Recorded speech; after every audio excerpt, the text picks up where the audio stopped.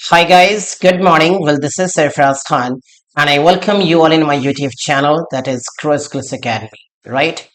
तो आज मैं एक फिर से एक नए वीडियो के साथ आया हूं जिसमें हम लोग सीखेंगे 10 ऐसे करंट अफेयर्स 1 जून 2025 के लिए, right? So these current affairs questions will be very very important for your competitive examinations. यानी आज का ये जो current affairs questions होगा वो बहुत ही ज्यादा इंपॉर्टेंट होगा आपके कॉम्पिटेटिव एग्जामिनेशंस के लिए और आपके पर्सनल नॉलेज के लिए भी, राइट? तो आज मैं आपसे कुछ सवाल उस तरह का सवाल नहीं करूंगा कि आपसे मैं पूछूंगा 5 सेकंड्स में इसके लिए समय दूंगा, ऐसी कोई बात नहीं है। आज के क्लासेस में मैं थोड़े से आपके सामने क्वेश्चन रखूंगा और उसको थोड़ा सा एक्सप्लेन भी करूंगा, यानी सवाल भी करूंगा और थोड़ा सा एक्सप्लेन भी करूंगा, राइट? तो चलिए हम लोग शुरू करें, लेट नहीं करते हैं। और आज 1 जून 2025 करंट अफेयर्स की क्लास आपको मिल रही है, ठीक है? First question on the screen here we have is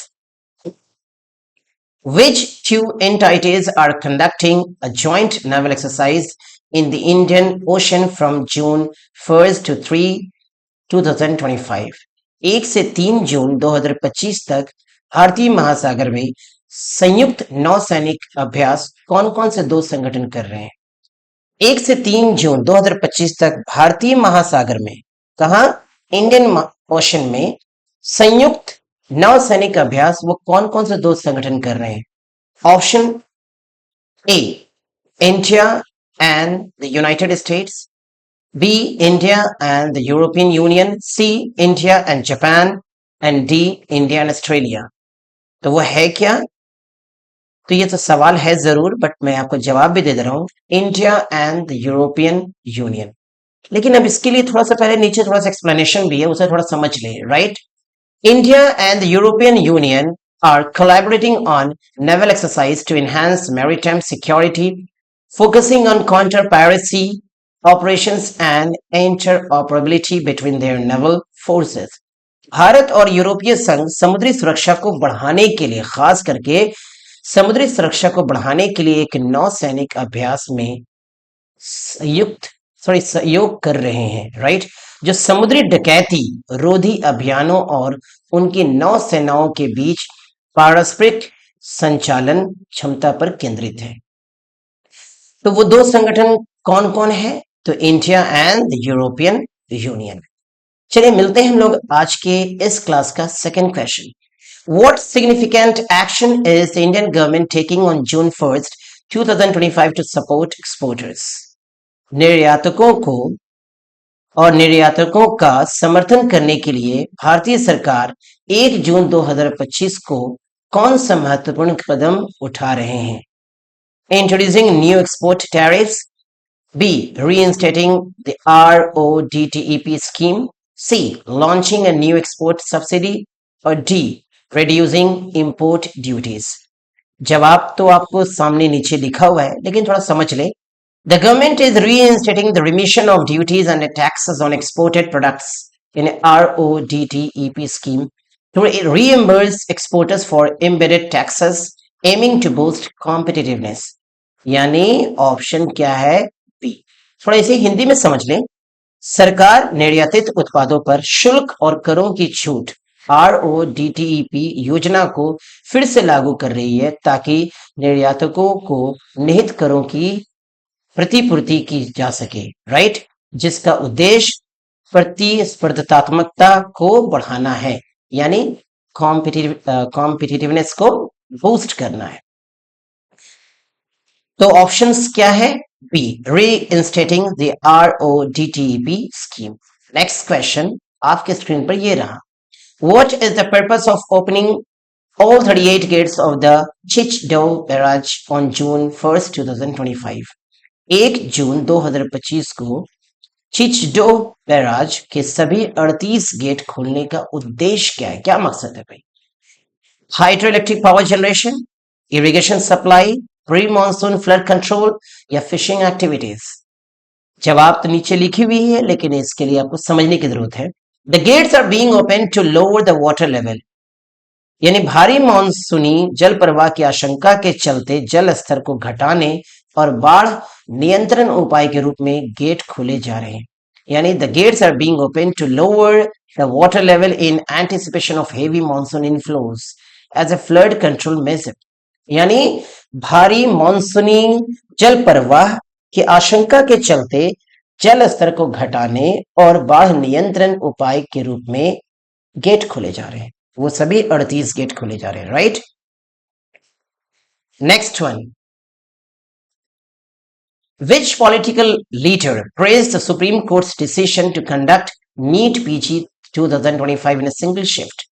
NEET PG 2025 को एक ही शिफ्ट में आयोजित करने के सुप्रीम कोर्ट के फैसले की प्रशंसा किस राजनीतिक नेता ने की है? ही Narendra Modi, B Rahul Gandhi, C Mayawati and D Amit Shah.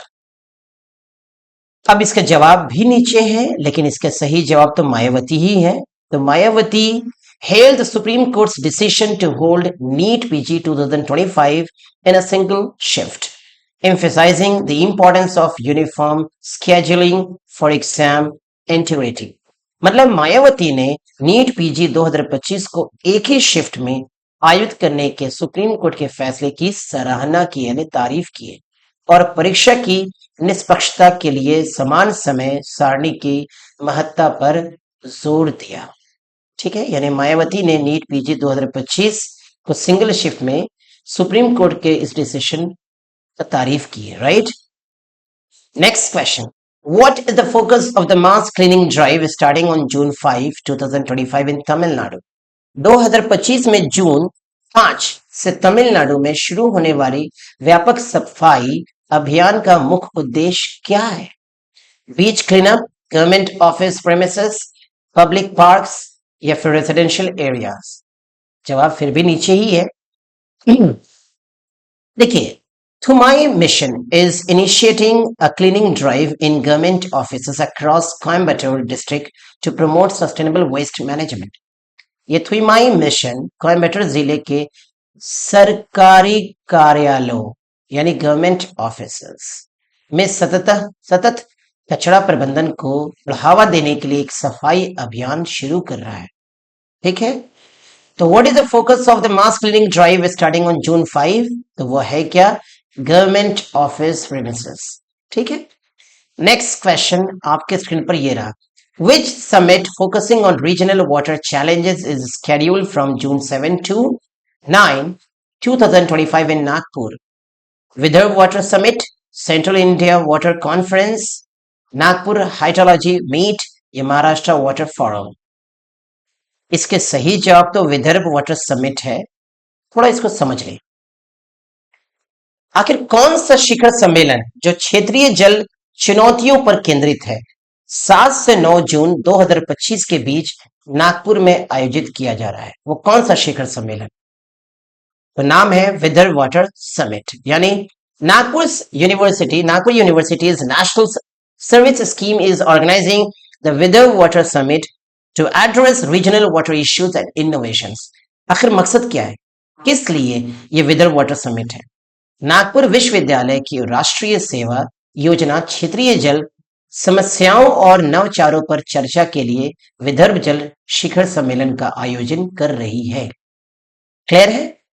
Next question, what directive has the union health ministry issued to states amid rising कोविड-19 केसेस? बढ़ते कोविड-19 मामलों के बीच केंद्रीय स्वास्थ्य मंत्रालय ने राज्यों को क्या निर्देश जारी किया है? Implement lockdown, submit preparedness reports by June 2, close educational institutions or ban public meetings? तो इसका सही जवाब भी नीचे ही है, लेकिन देख लें। The health ministry has asked states to implement preventive measures and submit reports on their COVID-19 preparedness by June 2. स्वास्थ्य मंत्रालय ने राज्यों से अनुरोध किया है कि वो रोकथाम के उपाय लागू करें और 2 जून तक अपनी कोविड-19 तैयारी पर रिपोर्ट प्रस्तुत करें, यानी ऑप्शन बी। ठीक है, option B. Is it clear? Next question, on which dates are dry days observed in India in June 2025? जून 2025 में भारत में किस तिथि या किन तिथियों को ड्राई डे यानी शुष्क दिवस के रूप में मनाया जाएगा? जून 1 15 और 30, जून 5 10 और 20, जून 7 10 और 21 एंड जून 2 12 एंड 22. चलिए, these dates are designated as dry days in the various states due to religious, cultural or governmental reasons during which liquor sales are prohibited. इसके जो सही डेट्स हैं वो जून 7 10 और 21 है। ठीक है, इन तिथियां विभिन्न राज्यों में धार्मिक, सांस्कृतिक या सरकारी कारणों से ड्राई डे यानी शुष्क दिवस के रूप में निर्धारित की गई है, जिसके दौरान शराब की बिक्री प्रतिबंधित रहती है। June 7 I think Eid ul Adha यानी बकरीद की फेस्टिवल है। June 10 please something is there, I am sorry for this thing. लेकिन ये शुष्क दिवस यानी ड्राई डेज ऑब्जर्व किया जाएगा इंडिया में 2025 जून का, राइट।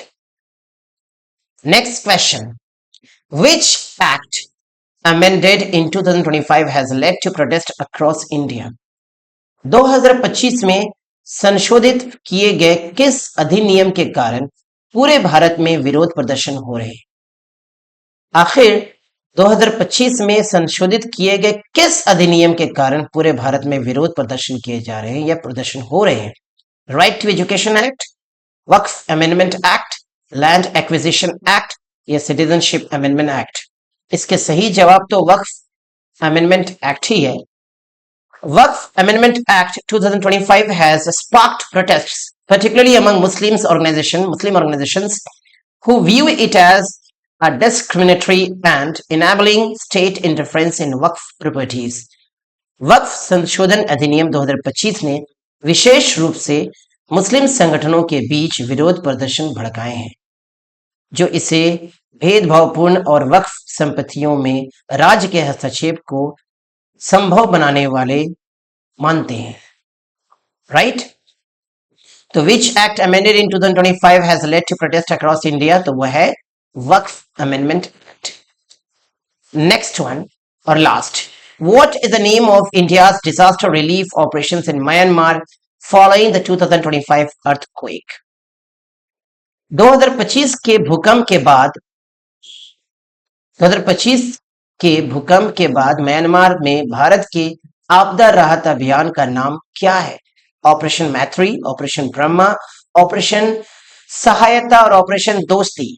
तो इसके सही जवाब तो ऑपरेशन ब्रह्मा है। शायद इससे पहले भी मैं ये सवाल कर चुका हूं। India launched operation Brahma to provide immediate humanitarian assistance, including search and rescue efforts, medical aid and support to affected population in Myanmar after the devastating earthquake. Bharat ने विनाशकारी भूकंप के बाद म्यांमार में प्रभावित आबादी को तत्काल मानवीय सहायता प्रदान करने के लिए ऑपरेशन ब्रह्मा शुरू किया, जिसमें खोज और बचाव प्रयास, चिकित्सीय सहायता और अन्य आवश्यक सहयोग शामिल है। तो ये तो थे आज के 10 इंपॉर्टेंट करंट अफेयर्स जून 1 2025। उम्मीद करते हैं कि आपको ये सारे क्वेश्चंस एंड आंसर और एक्सप्लेनेशन भी समझ में आया होगा। कहीं त्रुटि हुआ होगा, कहीं परेशानी हुई होगी तो मुझे माफ करेंगे, लेकिन मैं उम्मीद करूंगा कि अगले क्लास में फिर से बेहतर और अच्छे से आऊंगा मैं। लेकिन जो भी, अगर आपको वीडियो पसंद आया होगा तो इसे जरूर लाइक करें, शेयर करें, और इस चैनल पर अगर आप नए हैं तो चैनल सब्सक्राइब करना बिल्कुल भी नहीं भूलें। तो मिलते हैं एक नए वीडियो के साथ, नए जोश के साथ, पूरी उमंग के साथ, जून 2 करंट अफेयर्स 2025 यानी कल। ठीक है, बाय बाय, टेक केयर।